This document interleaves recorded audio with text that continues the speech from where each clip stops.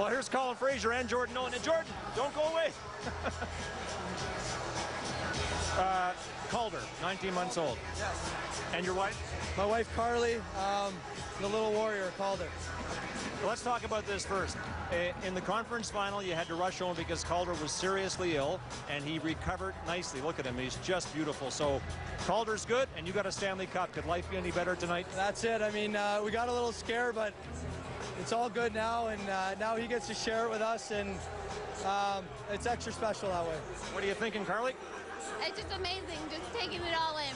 I mean, we did it once, that was cool, but this is, I mean, to do it again is amazing, and that Colin got to play and was more of a part of it is just surreal. It's amazing. Yeah, you had the Stanley Cup from Chicago in 2010, but you played 3 games in that run. Here you were a big-time contributor. Daryl Sutter often said, the fourth line is Colin Fraser, anybody I put with him. How did it feel to be that important this time? You know, it's just about filling a role, and I just try to, it's not about points for me, it's just about filling a fourth-line role, putting in good quality minutes, and trying to provide energy, and I think everything happens for a reason, and this one worked out good for me, and I'm not complaining. When you were traded here from Edmonton, you had a broken foot, you couldn't train in the off-season, it looked pretty bleak for a while.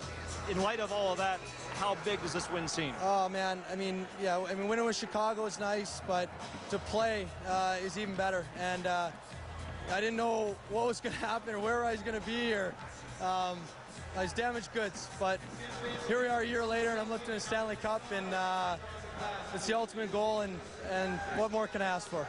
Okay, thanks. Colin, Calder, and Carly, congratulations. Elliot. All right, here with Simon Gagne, who's passing off Matthew. You know, you were saying, you know, you always wonder about the guys who've been around for a while. We saw Willie Mitchell with the Cup. What's it like after all those close calls to hold it and to have it? It means so much, you know, all the hard work to get here, and I guess all the injury I had to go through, and now all the years that I played in Philly, and having a chance to get close a couple times, and even last year with Tampa, losing Game 7 in Boston, and having a chance to come here as a free agent and play for a team that I think was a contender since the start of the year, even if we struggled early on. All that, I guess, it's all worth it. You know, I was not sure if I was going to come back and play this year, and all that's means so much today. Well, congratulations, Simon. Enjoy the party. Appreciate it. Thank you. Scott? All right, the Nolan family beams with pride. Father Ted, son Jordan, how do you feel about your boy tonight? I can't put it into words. I mean, for what he did, it's really incredible. You know, Jordan, when you were called up from Manchester, you told me no one ever told you, for as good as you played after that you were staying. You think you're staying now? Yeah, you know, it's definitely unbelievable. Come up from Manchester up there in the American League and to come here as an AC team and win the Stanley Cup. You know, I can't put it into words. Quickly, Ted, how do you think a 7th-round draft pick made it all the way to this moment?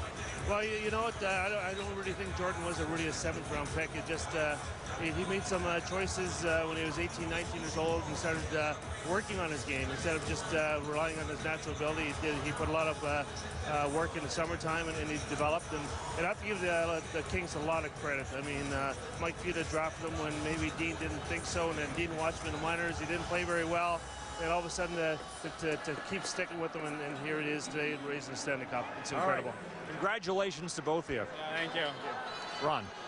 Well, finally, some idle time for these hockey players who've been grinding it out now for over 60 days. As mentioned earlier this evening, into the 3rd month of the Stanley Cup playoffs. The playoffs, imagine 3 months just to get the deal done tonight. As you watch this next little video installment, it's about the idols, the people who were the inspiration for all of the players who hoisted the Stanley Cup. But more important, Mike Bolt, Phil Pritchard, and the Hockey Hall of Fame are going to get busy and bring the Stanley Cup to all of these towns. Enjoy.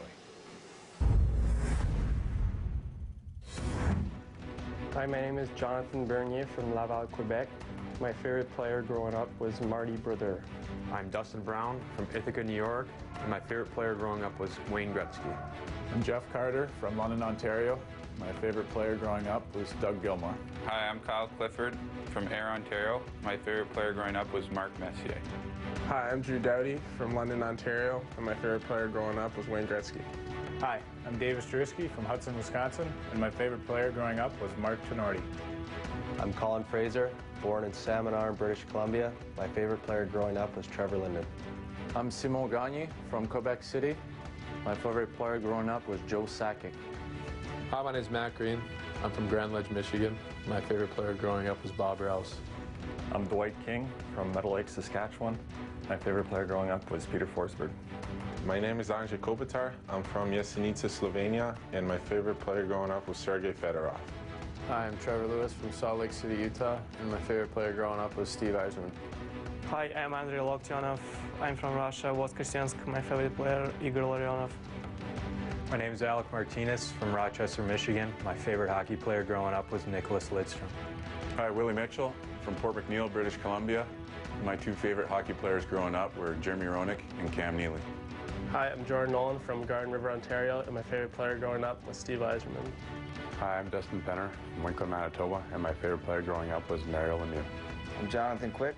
I'm from Hamden, Connecticut. My favorite player growing up was Mike Richter. Mike Richards from Kenora, Ontario. My favorite player is Joe Sakic. Hi, I'm Brad Richardson from Belleville, Ontario. My favorite player growing up was Wayne Gretzky. My name is Rob Scuderi from Bethpage, New York. My favorite player growing up was Dennis Potvin. My name is Jared Stoll. My hometown is Yorkton, Saskatchewan. And my favorite player growing up was Steve Yzerman.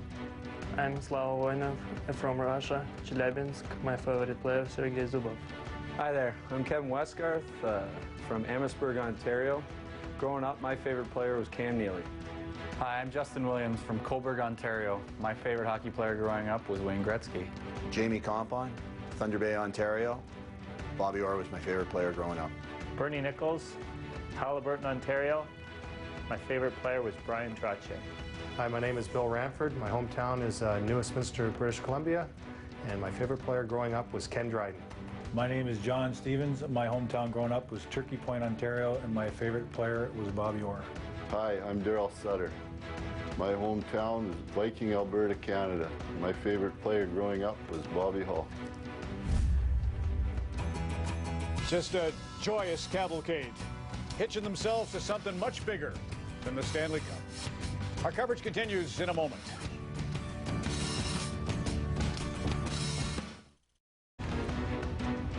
Stanley Cup is the deal, of course, but our annual celebration of individual awards, the NHL Awards in Las Vegas, Nevada, is coming up Wednesday, June the 20th at 8 o'clock local time on the CBC. Marty Brodeur now with Elliot Friedman. Martin, when the door opened to the Devils dressing room, the first guy standing there to answer for everything was Steve Bernier. Just what did you guys say to him during and after the game?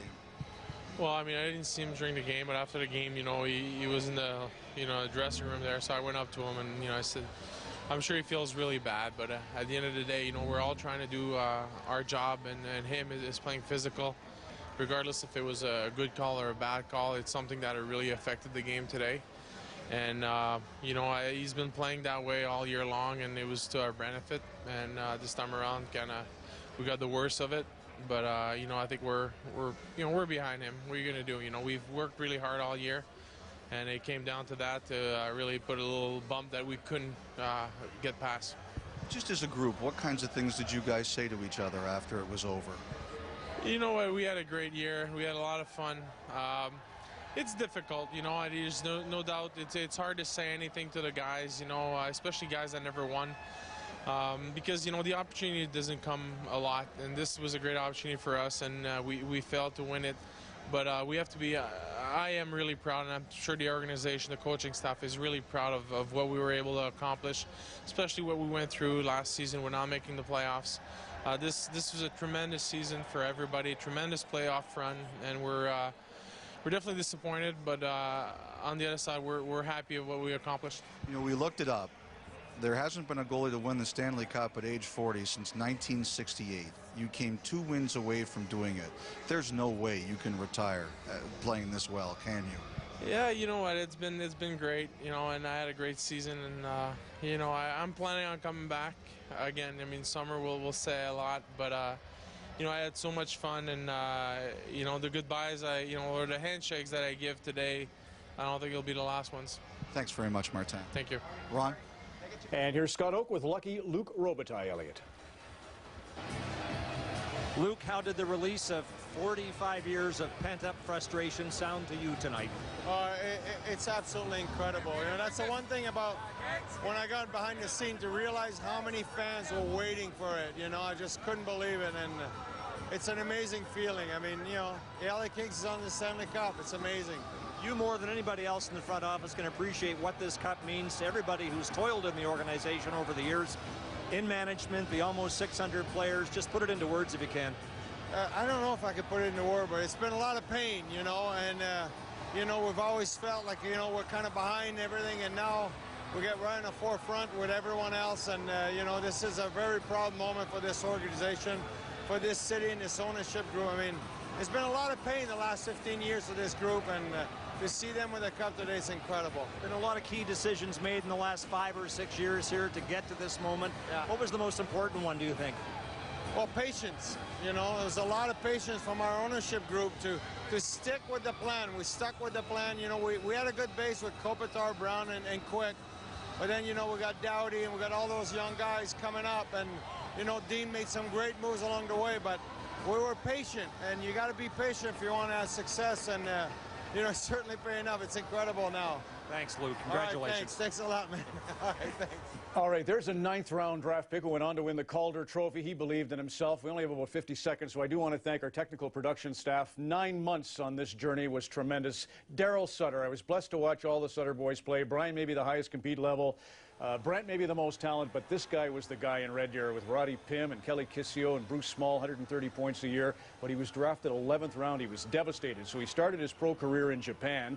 And on Christmas Day, 78, he sat on the Pacific Ocean, just where we're here celebrating tonight, but on the other side, obviously. And he looked out for any signs of English-speaking folks, somebody to talk to. And on Christmas Day, he said to himself, I am not surrendering my dream. And he went back, reported to Moncton in the American Hockey League the following year, won the AHL Rookie of the Year, and you know the rest of the story. So all those years, Daryl, 33 and a half, Virtue and Vice, Naughty and Nice, Saturday Nights on Ice, and suddenly paradise.